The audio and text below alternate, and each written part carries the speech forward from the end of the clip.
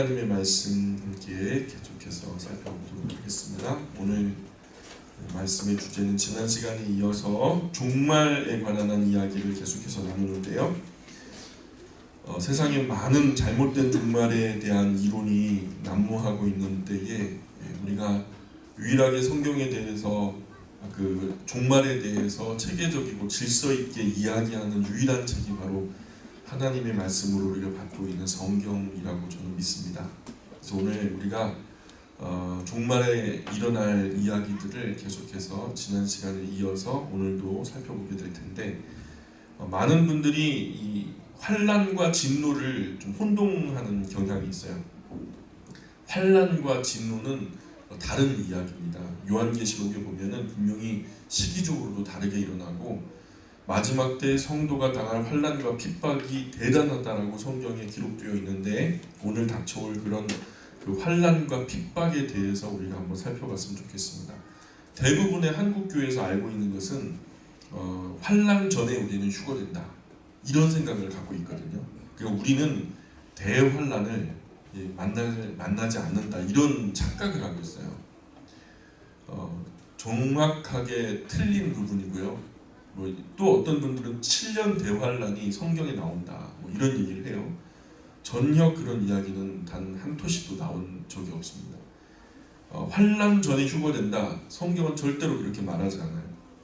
성도가 당할 환난에 대해서 우리는 환난 전에 휴거를 당하기 때문에 우리는 환난에 대비할 필요가 없다, 마음의 준비조차도 안 하는 그런 풍조가 한국 교회 강사에 아주 만연하고 있는데, 분명한 것은 성경은 종말을 사는 성도들에게는 반드시 환난을 다 겪게 된다라고 기록되고 있어요. 우리가 그 종말의 때를 만나게 될지, 그 전에 우리가 하나님의 개인적인 부르심을 잊게 될지 그건 잘 모르지만, 앞으로 다가올 우리 인류 역사의 종국사적인 종말의 날에 우리 성도들은요, 환난을 면하는 게 아니라 환난을 통과해야 되는 것으로 성경은 기록되고 있다는 거예요. 그때 환난을 겪는 그리스도인들이 하나같이 하는 말이, 이 환난이 오기 전에 돌아가신 분들은 얼마나 복이 많은가, 이런 얘기를 할 정도로 그 환난이 굉장히 혹심하고 아주 강도가 굉장할 거다, 이렇게 예고하는 것을 성경이 우리에게 가르쳐주는 부분이 있습니다. 그래서 잘못된 종말론을 주장했던 분들의 큰 착오는 이 환난이라는 말하고 진노라는 말하고를 구분하지를 못했어요. 그래서 오해가 생긴 거예요. 환난이라는 말은 들립시스라는 헬라어로 되어 있거든요. 이 신약 성경에 쓰인 모든 들립시스는 모두 성도가 당하는 것으로 되어 있어요. 모두 그 성도가 당하여서 그것이 이 시험, 우리를 검증하는, 정말로 참인지 거짓인지를 검증하는 것으로 우리가 나오게 되고, 진노라는 것은 7 대접과 함께 쏟아지는 어린 양의 진노를 말씀하는데, 이 7 대접의 진노는 7번째 나팔 소리 이후에 쏟아지는 것으로. 그래서 7번째 나팔 소리가 울려 퍼지면 어떤 일이 벌어지냐면, 그리스도 안에서 죽은 자들이 먼저 일어난다고 그러고, 그리고 그리스도 안에서 지금 생존하고 있는 사람은 홀연히 변화한다 그래요. 그래서 그대로 들림 받는다 그래갖고 많은 분들이 그걸 갖다 휴거다 이렇게 표현하는데, 우리는 그냥 들림 받는다라고 성경대로 표현하면 좋을 것 같습니다. 그래서 7번째 나팔 소리와 함께 홀연히 변화하고, 또 무덤에 묻힌 많은 성도들이 일어나서 또 주님의 부르심을 입게 되고, 그러면 이 어린 양의 혼인잔치 자리에 초대되지 못한, 홀연히 변화되지 못하고 그 7번째 나팔 소리와 함께 부르심을 입지 못한 사람들은 어떻게 되냐? 이 땅 위에 그대로 남겨지게 되겠죠. 그 남겨져 있는 사람들에게, 부활하지 못하고 변화되지 못한 그런 사람들에게 하나님의 진노의 대접이 쏟아지기 시작하는 거죠. 그래서 성경은 그런 7 대접이 하나하나 쏟아질 때, 창세 이후로 지금까지 하나님의 진노가 단 한 자락도 그냥 무모하게 없어진 게 아니라 하나하나 다 천국에 하나님의 어떤 알지 못하는 장소에다가 그 진노를 쌓고 계셨던 거죠. 그 창조 이후에 지금까지 차곡차곡 쌓였던 하나님의 진노가 7 대접을 꽉 차서 7번째 나팔 소리와 함께 이 땅에 남겨진 사람들에게 하나하나 부어지게 된다는 것이 요한계시록이 우리에게 말씀하는 가르침이죠.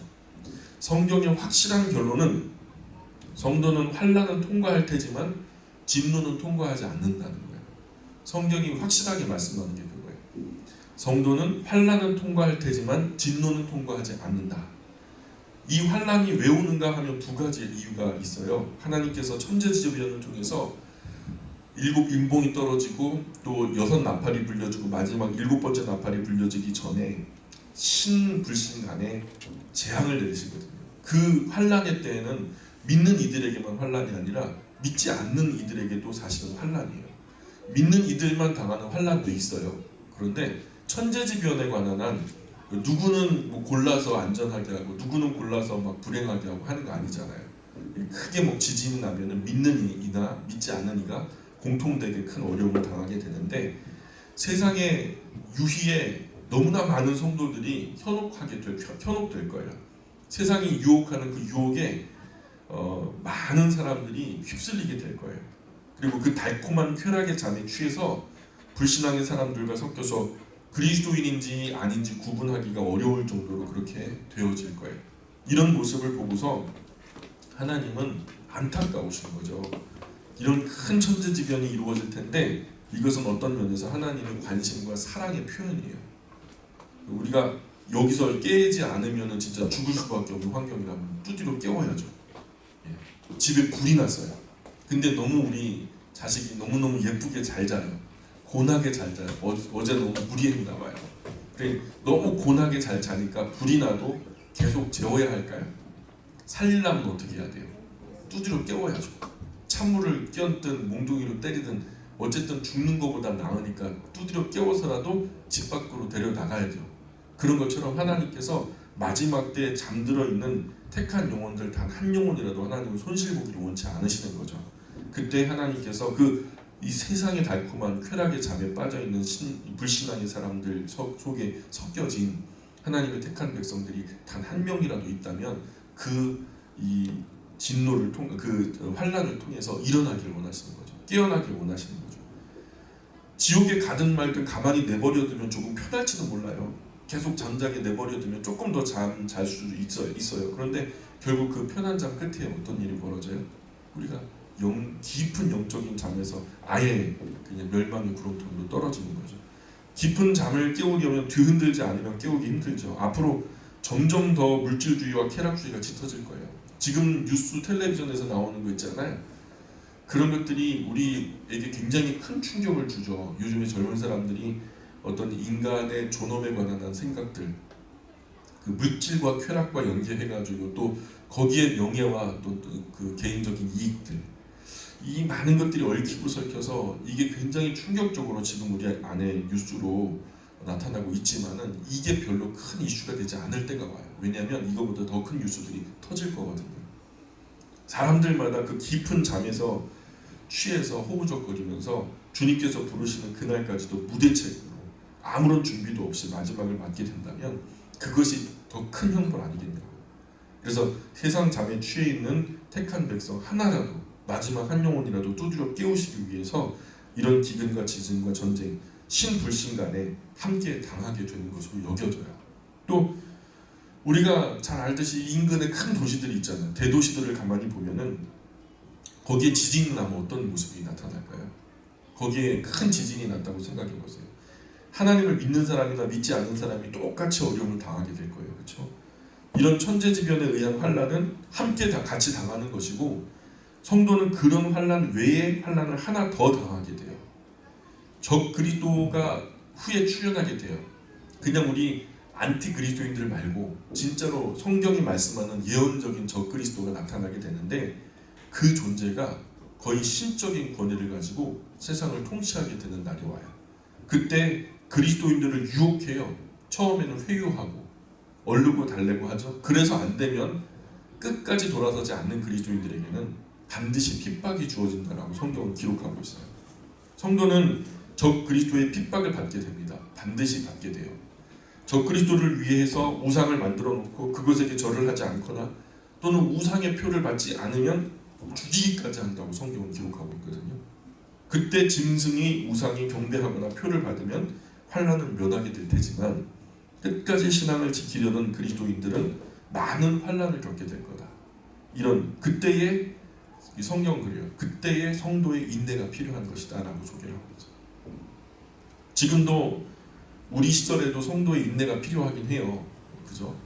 우리가 힘든데도 어려운데도 계속해서 예배당 나와야 하고 또 우리의 본분 지켜야 하고 하니까 우리가 성도의 인내가 지금 시절에도 필요하긴 하지만 지금과는 수준이 다른 아주 혹독한 인내가 필요한 때가 그때가 된다는 거죠. 그때는 적 그리스도에게 영합하는 그 표를 받지 않으면은 아무도 상거래를 할 수 없게 된다는 거죠. 부자나 가난한 자나 종이나 자유자나 예외 없이 적 그리스도에게 영합하는 표를 받지 않으면은 사회생활 자체가 어려워지는 절박한 시대가 온다는 거예요. 변두리 농촌에서 텃밭에서 심어먹고 자급하는 사람은 그 어려움이 조금 덜할지도 몰라요. 그런데 우리가 오늘 큰 도시를 중심으로 생활하잖아요. 그럼 큰 도시에 어디서 우리가 뭐 곡식을 심고 먹고 야채나 채소를 갖고 먹을 수 있는 데가 있나요? 그게 참 쉽지 않은 거죠. 큰 도시를 중심으로 사회를 이루고 사는 것이 우리나라 사람들 대부분의 모습이라면 도시 문화는 화폐에 의한 거래로 살아갈 수 있잖아요. 뭐 먹을 것 떨어지면 마트 가죠. 지금도 이제 이 특강 끝나고 집으로 돌아가시다가 마트 들렸다 가시는 분도 있으실 거예요. 그럼 가면은 우리가 카드를 내거나 돈을 내야지 그 먹을 것을 살 수 있잖아요. 이 도시에서 거래를 못하게 한다. 그러면 어떻게 될까요? 살아갈 길이 막막하게 되겠죠. 그 유혹과 핍박이 혹독하기에 절박한 나머지 많은 사람들이 그 표를 받지 않겠나 성경이 걱정하고 있어요. 성경은 그 표를 받는 사람들은 세세토록 고난을 받게 될 것이다 이렇게 기록하고 있고 또 그 표를 받는 사람들은 나중에 환난만이 아니라 하나님의 진노까지도 더 혹독하게 받게 된다라고 요한계시록에 기록되고 있죠. 환난만 참으면 곧 어린 양의 혼인잔치 자리에 끌어올려져서 우리가 위로를 받을 텐데 모든 슬픈 눈물을 닦아주실 텐데 근데 그거 참지 못해서 결국 마지막에 배교를 하고 넘어가는 분들은 이거보다 더 큰 진도가 바로 이 7번째 나팔 이후에 이 땅 위에 남겨진 자들에게 부어지는 진노의 7대접인데 그 7대접에 엄청나게 혹독한 시련을 경험하게 된다는 거죠.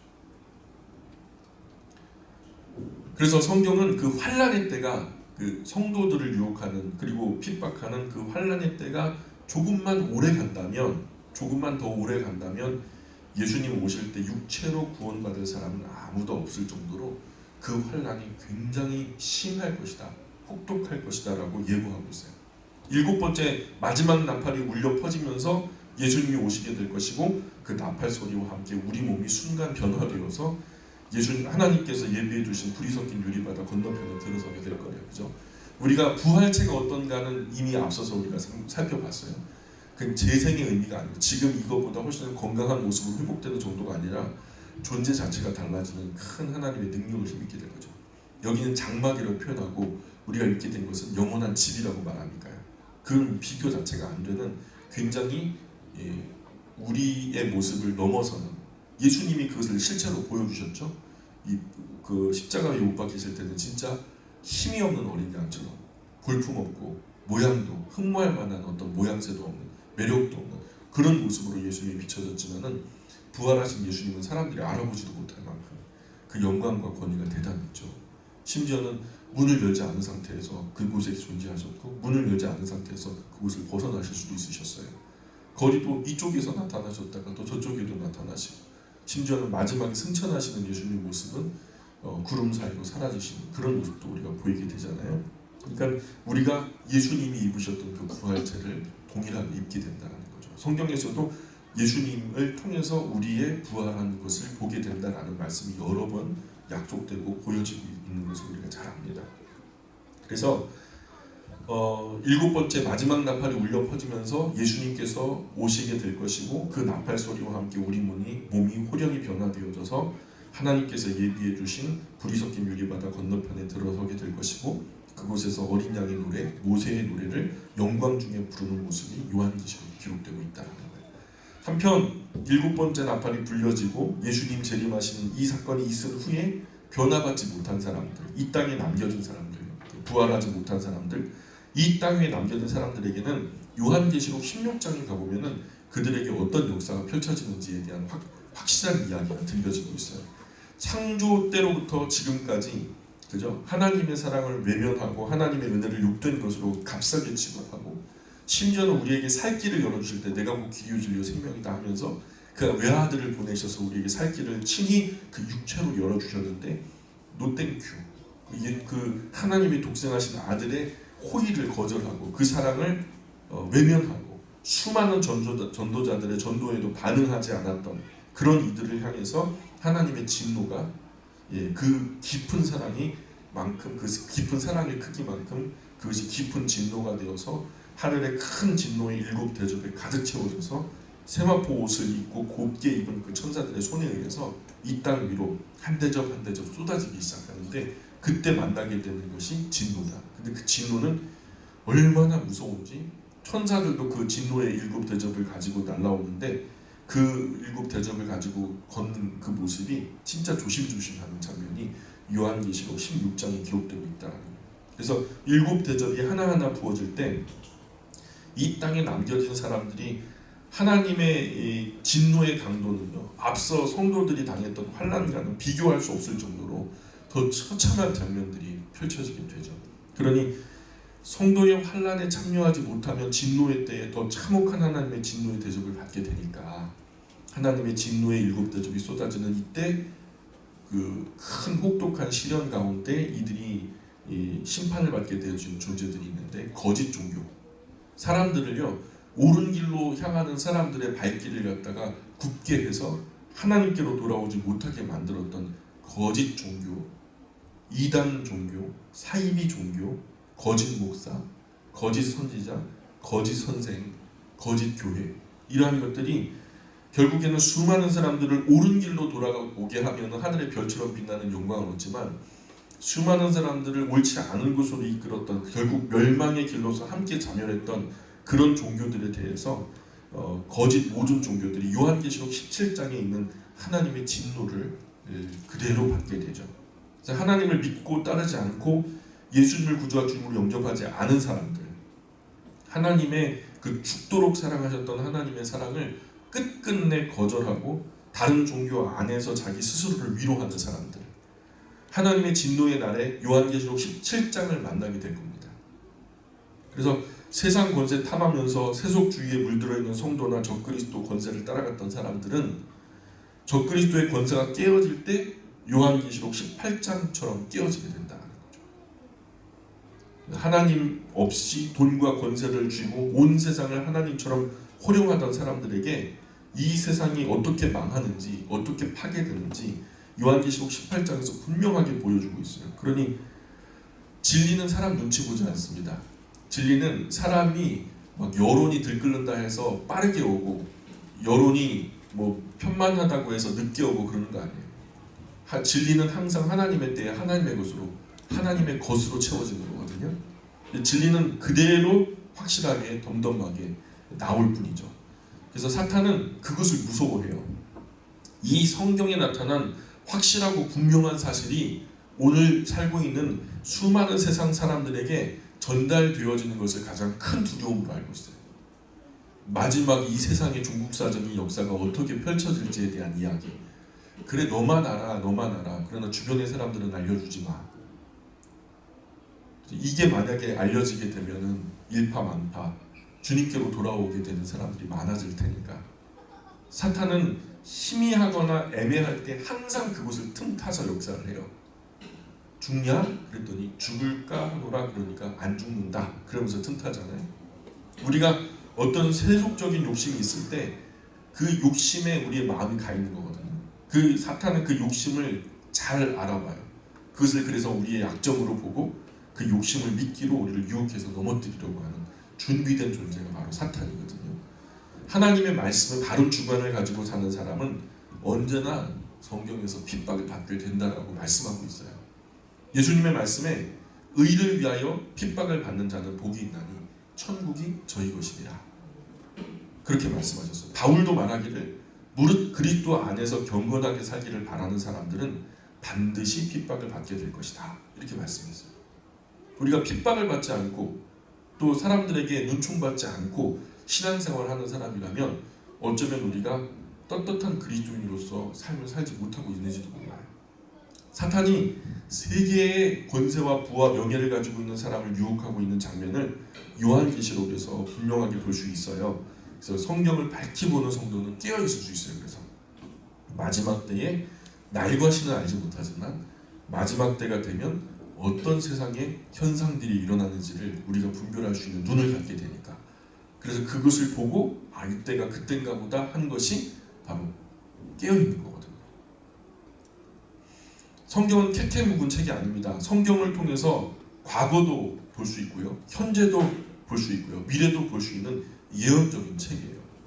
그래서 성경은 천지창조로부터 인류 역사의 종국사적인 종말까지, 더 나아가서 죽음 이후에도 내세까지도 볼 수 있는 책이 지구 위에 성경책밖에 없어요.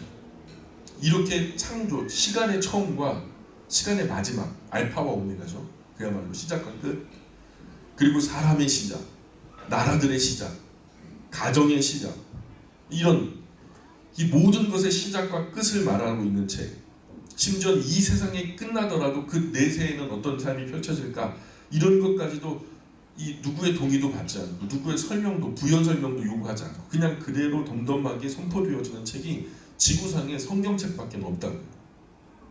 그러니 오늘 지금이라도 우리가 성경을 들고 처음부터 끝까지 차분하게 읽어볼 수 있기를 권면드리는 거예요. 성경은 혼자서 읽기는 쉽지 않죠. 혼자서 읽다가 잘못 읽게 되면 오해하기 십상인 거예요.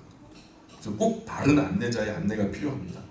이 바른 안내자들이 어디 있냐면, 사실 우리가 많이들 욕하지만 지금 많은 그리스도인들, 가짜 그리스도인들 때문에 교회를 욕하고 개독교라고 폄훼하는 것이 사실이지만, 그러나 그 중에 정말로 진실하게 믿는 그리스도인들이 어디를 중심으로 지금 살고 있냐면 교회를 중심으로 살아가니까, 교회 안에서 바른 성경의 지식을 가진 분의 안내를 받아서 성경을 함께 읽고 공부하시기를 권면드리는 거예요.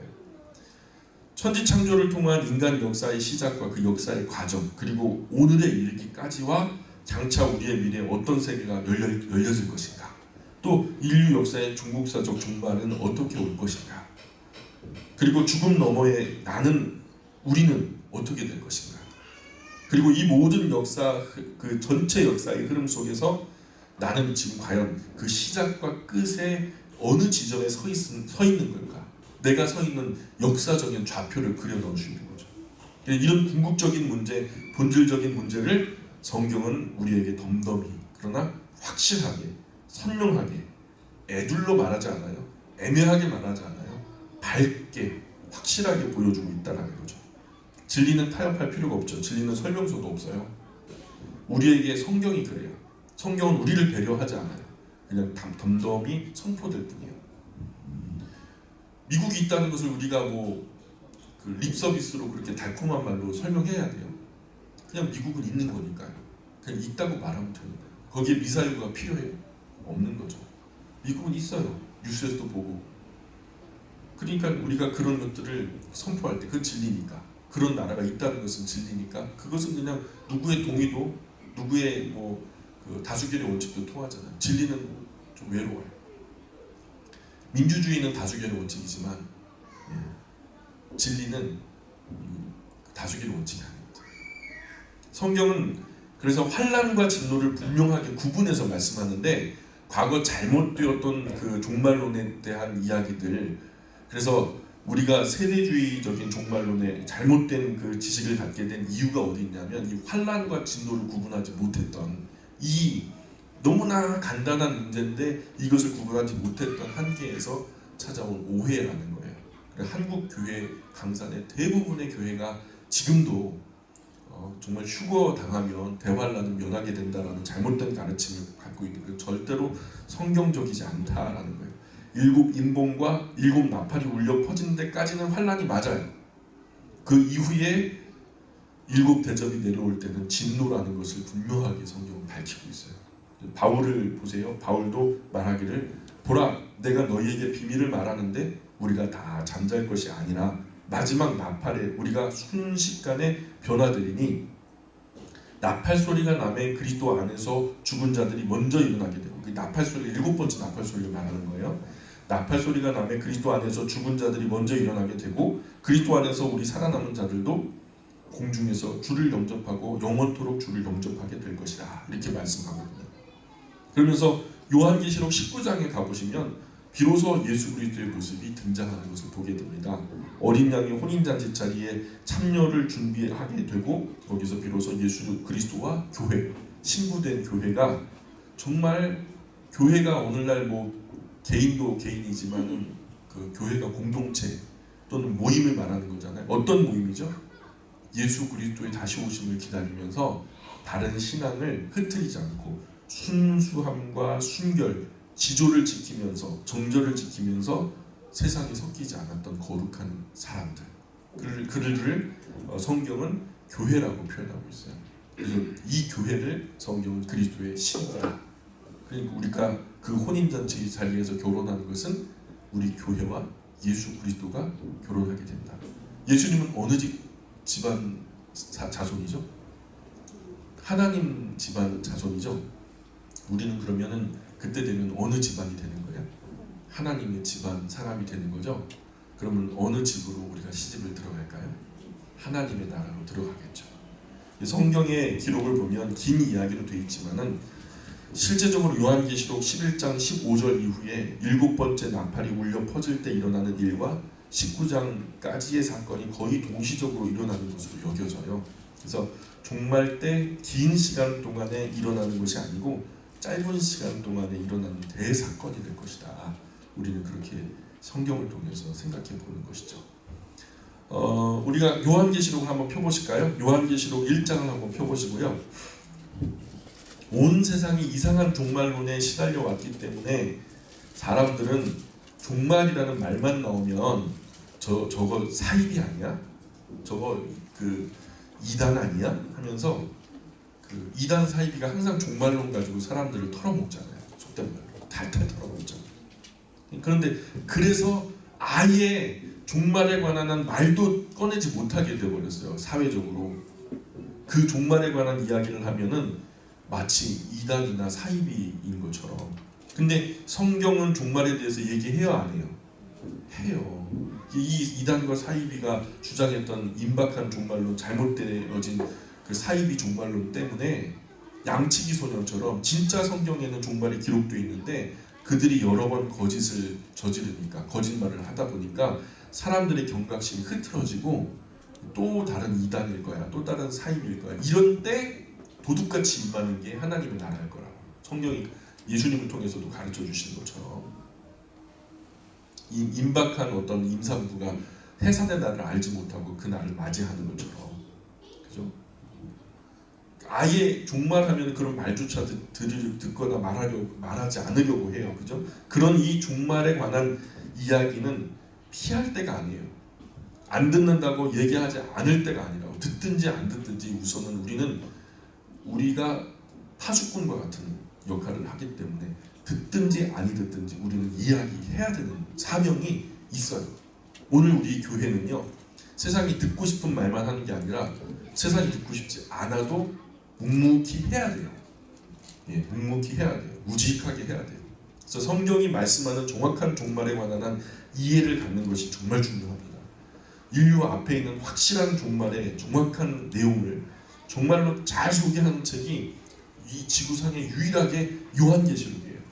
다른 모든 책들 다 보고 요한계시록 안 보면은 건강한 종말론을 가질 수가 없죠. 세상 어떤 종말론을 다룬 책보다 가장 잘 정리되었고 확실한 체계가 갖춰져 있는 것이 이 바로 요한계시록에 나타나는 거죠. 그래서 성경대로만 보면은 정말 쉬워요. 앞선 수많은 그 믿음의 선조들이 요한계시록이 너무 어렵다라고 너무 그냥 혀가 닳도록 말이에요. 그렇게 얘기를 하셨기 때문에 막 온 세계 또 이 나라의 수많은 목회자들이 이 요한계시록을 무서운 거야. 접근하면 안 돼. 해서 이것을 안 보는 게 독처럼 여겨져 있는 이상한 분위기에 우리가 있거든요. 그러나 이 요한계시록은 그렇게 어려운 책은 아니에요. 우리가 상식적으로 우리가 사도 요한이 주님의 인도하심으로 하나님의 나라에 먼저 초대돼서 올라갔잖아요. 이리로 올라오라 해서 올라갔잖아요. 근데 거기서 그 칠판 요 앞에다 두고서 우리 주님 예수님께서 강의를 하셨나요? 그렇지 않죠. 어떻게 해주셨죠? 그냥 보여주셨어요. 시각 언어예요. 보여주신 것을 그때 당시 뭐 이렇게 동영상 캡처나 이런 게 안 되니까 그래픽 기술이 발전되지 않았기 때문에 글로 쓰는 수밖에 없었거든요. 그럼 글로 쓰여진 것을 우리가 지금 2000년이 지나서 요한계시록을 읽고 있단 말입니다. 그럼 우리는 이것을 어떻게 해석하는 것이 훨씬 더 지혜로운 방법일까요?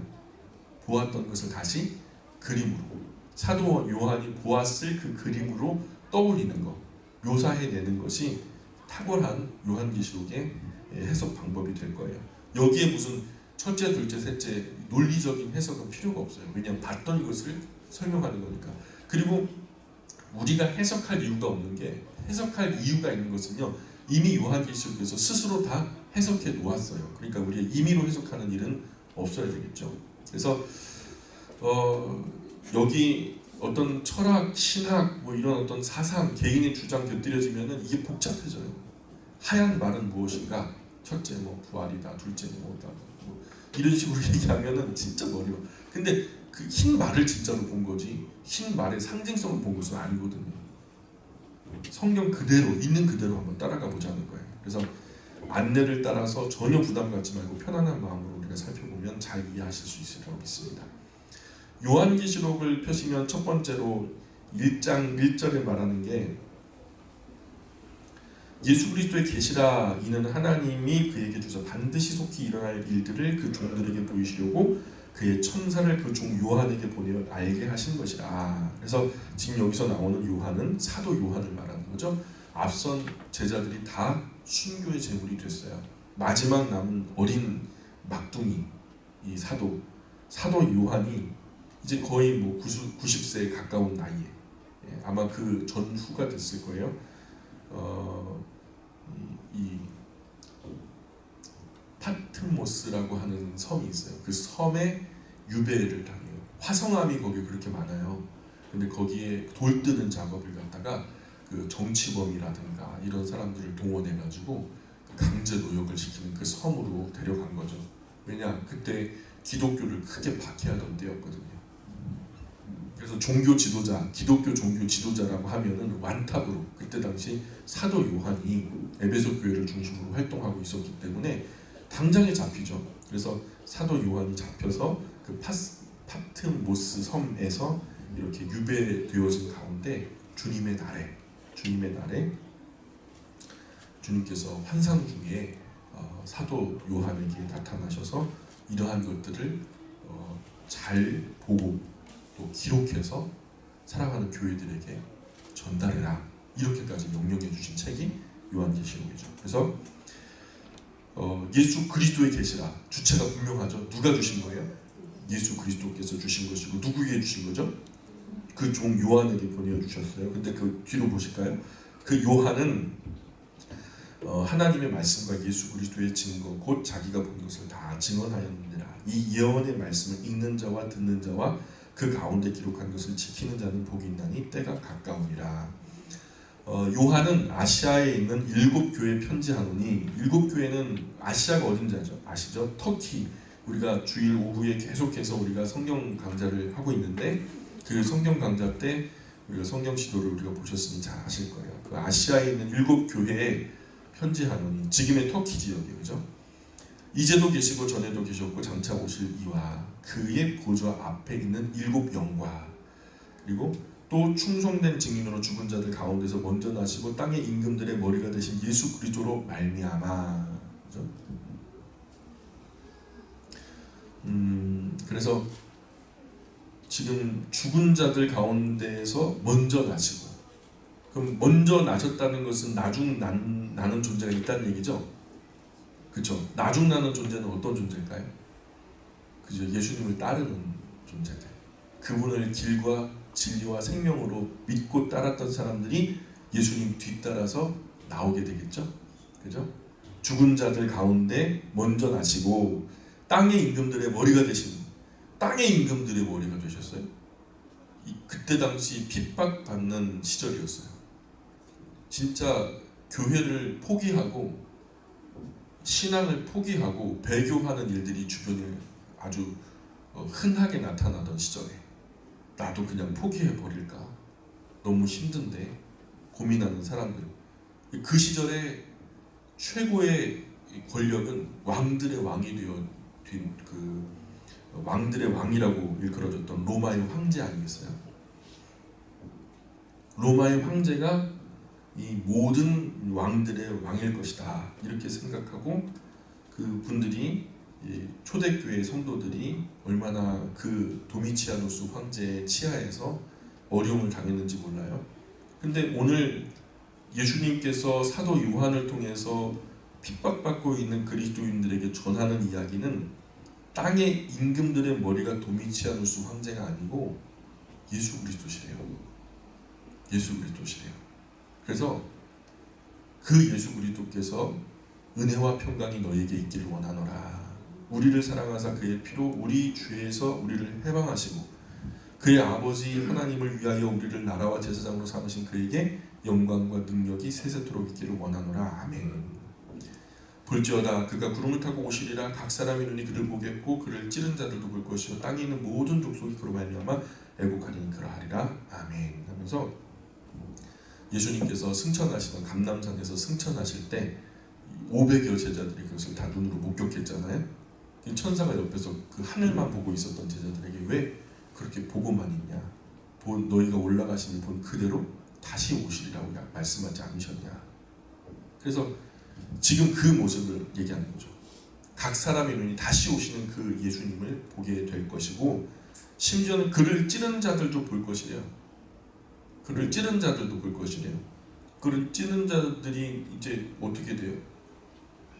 나쁜 사람들일 건데, 그죠? 이 사람들이 천국 갈 수 있을까요? 지옥 갈 수 있을까요?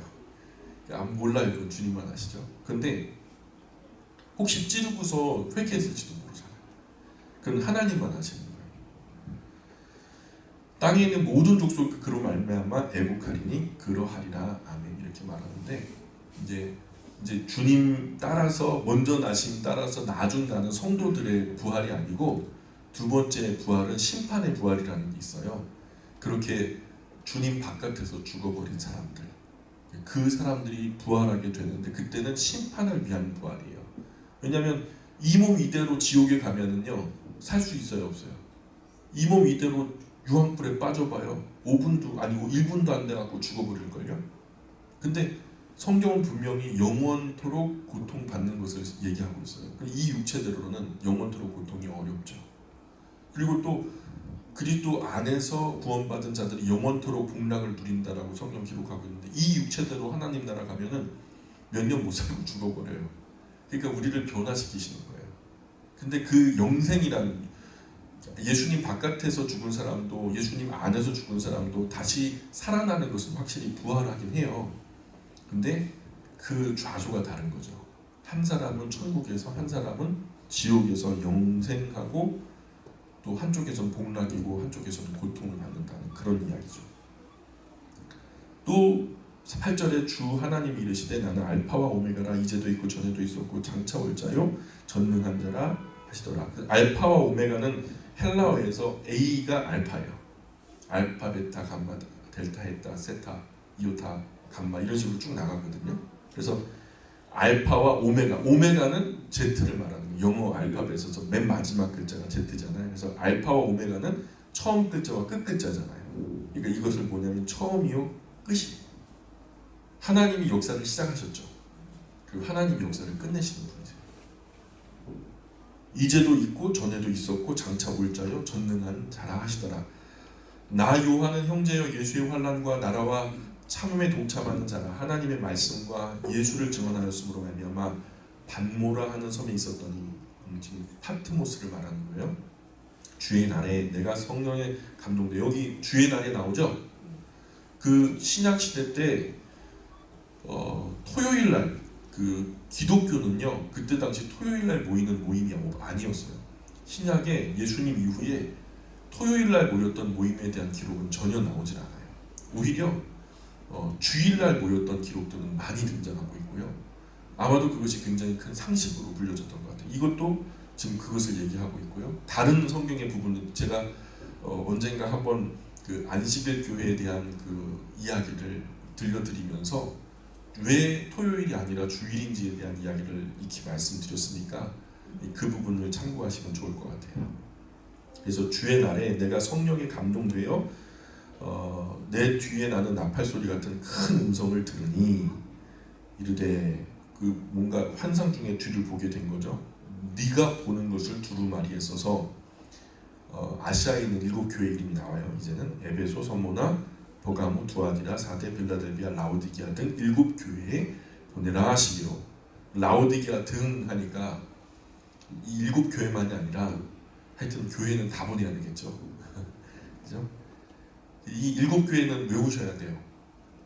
그래서 쉽게 외울 수 있는 방법이 있죠. 에서버두 사빌라 따라해 보실까요? 시작.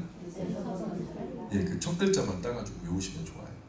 첫 글자만 따 에서버두 사빌라 했는데 교회 이름 모르면 곤란하니까 성경 계속 읽으시면 금방 읽습니다.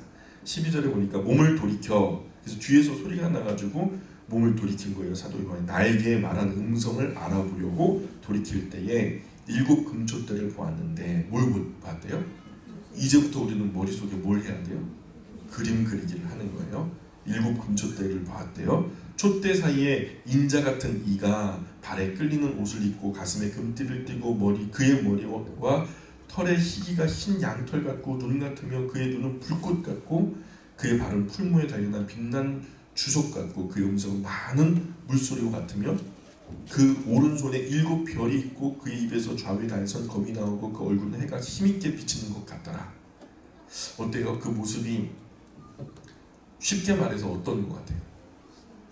좀 그 두렵고 그 위험이 아주 강대하고, 그죠? 함부로 대하면 안 될 것 같고, 그죠? 그 우리가 좀 범접하기 어려운 그런 어떤 큰 위험을 보는 것 같아요. 17절에 내가 볼 때에, 그러니까 누가 본 거예요? 사도 요한이 볼 때에 그의 발 앞에 엎드러져 그 모습을 보고서 그 엎드러진 거예요. 그러니까 이 위험이 얼마나 강렬한지 제정신을 가진 사람이요 맨눈으로 볼 수가 없는 거예요. 납죽 엎드려져 가지고 그 앞에 죽은 자처럼 숨을 죽이고서 그냥 부동자들을 하게 되는 거죠. 그가 오른손을 내게 얹고 이르되, 그가 오셔서 오른손을 그 어깨에 얹으셨대요. 그러면서 뭐라고 말씀하세요? 두려워하지 마라. 나는 처음이요 마지막이다. 어떤 분들은 이분이 천사라고 말해요. 근데 천사가 처음이요 마지막입니까? 아니에요. 이거는 우리가 바보라도 알 수 있어요. 누구세요? 예수님이세요. 예수님이세요. 곧 살아있는 자라. 많은 사람들은 예수님이 십자가에 못 박혀서 돌아가신 걸로 알고 있고, 또 예수님을 뒤따르던 제자들 감람산에서 예수님이 하늘로 올라가심을 보는 그분들도 예수님이 죽지 않고 어디 살아계시다는 거 알 수 있을 거예요. 그런데 지금 어디 계신지 잘 안 보이잖아요. 그래서 이게 아리까리한데 지금 예수님이 말씀하시기를 나 살아있어 그러는 거예요. 내가 전에 죽어졌어.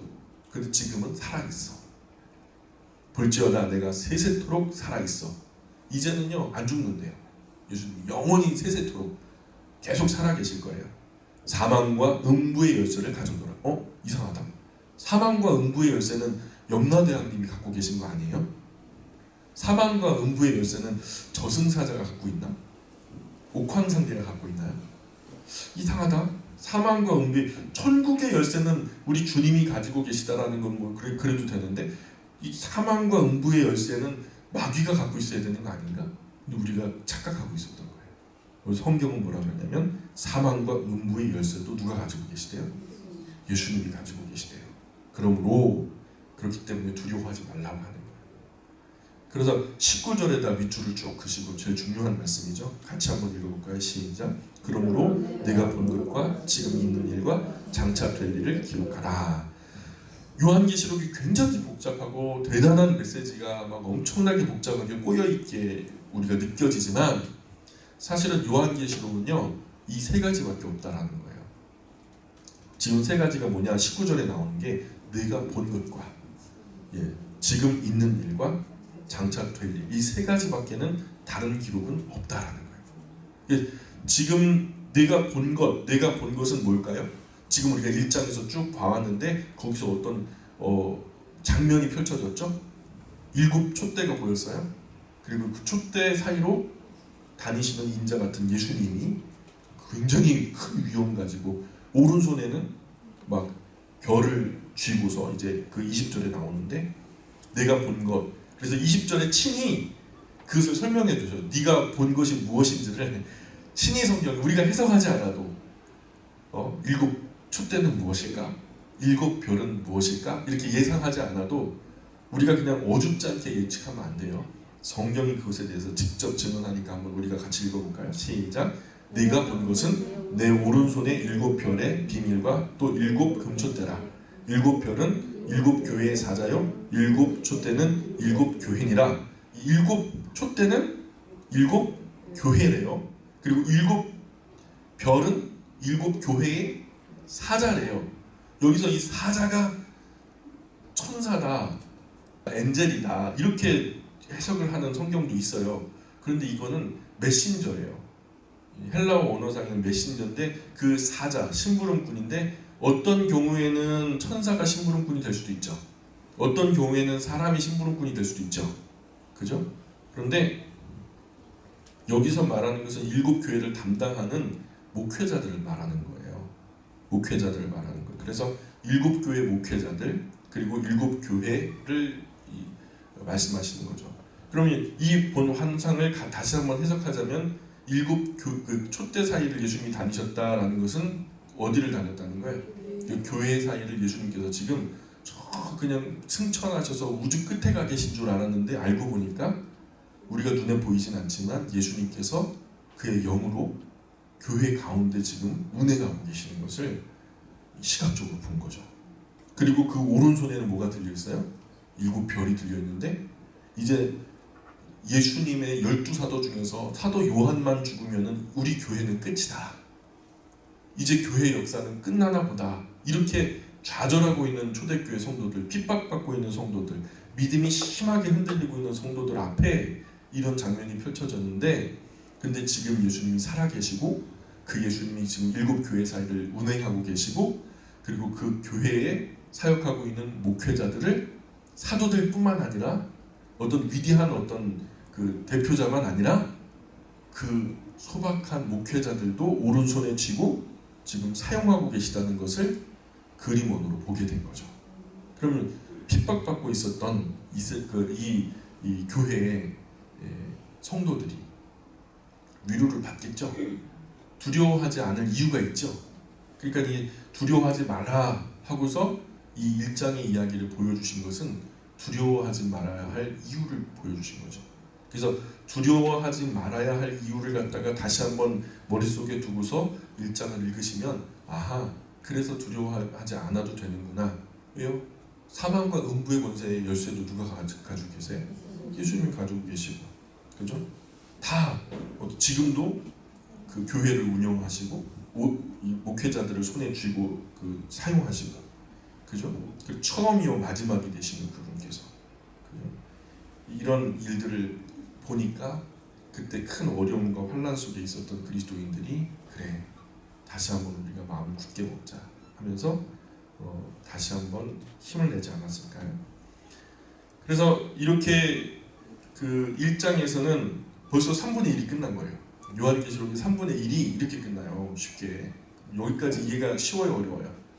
이 정도의 상식이면 마지막 장까지 크게 어렵지 않게 갈 수 있다는 거예요. 그러면 이제 무슨 얘기가 나와야 될까요?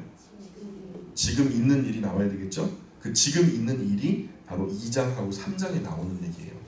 이게 어떤 과거 어떤 교회의 이야기를 하는 것이 아니라 이 사도 요한이 썼던 이 요한계시록이 전달되어질 당시 그 일곱 교회들의 형편을 예수님이 바라보시는 시각으로 설명해 주시는 거예요.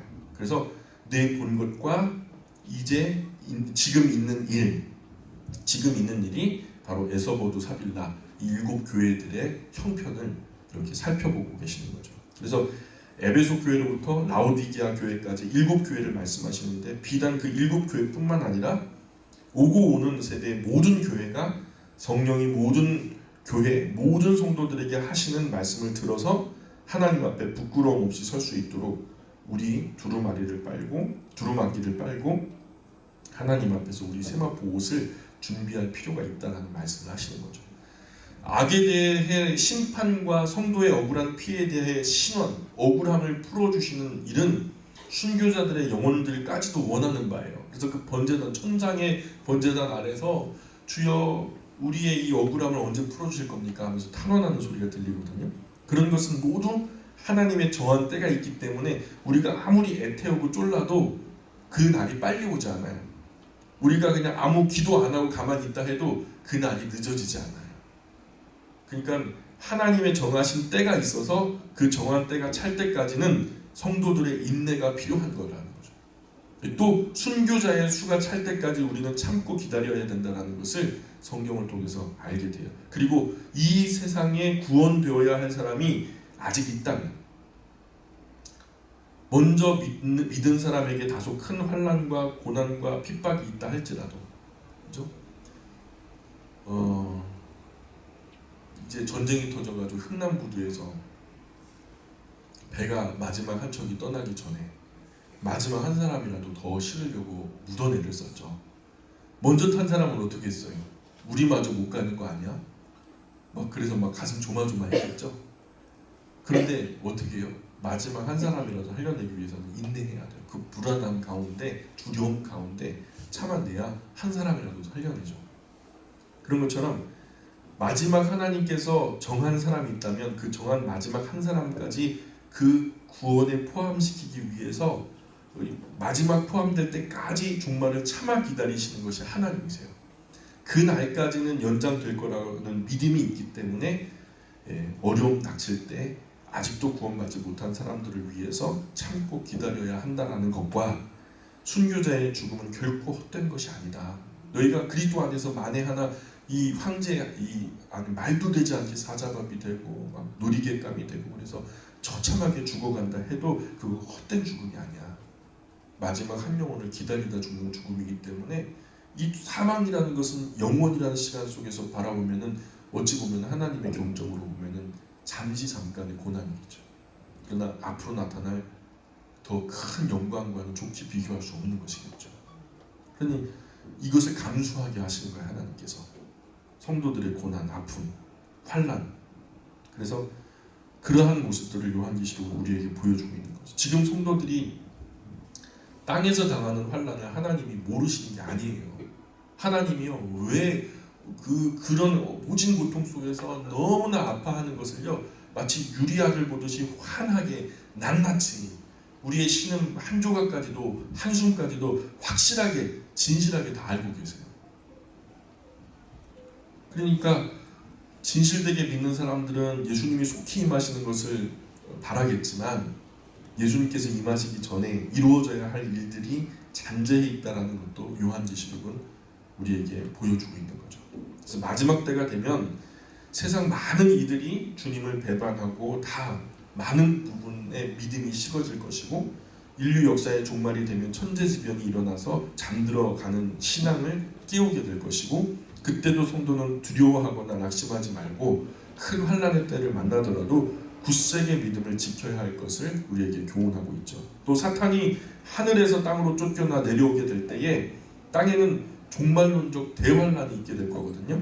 성도는 그때도 참아야 한다는 것을 우리에게 보여주고 있고 성도의 인내는 지금 도미치아누스 치하에서 보다 그때 그 종말의 날에 더 인내가 확실히 필요하다는 것.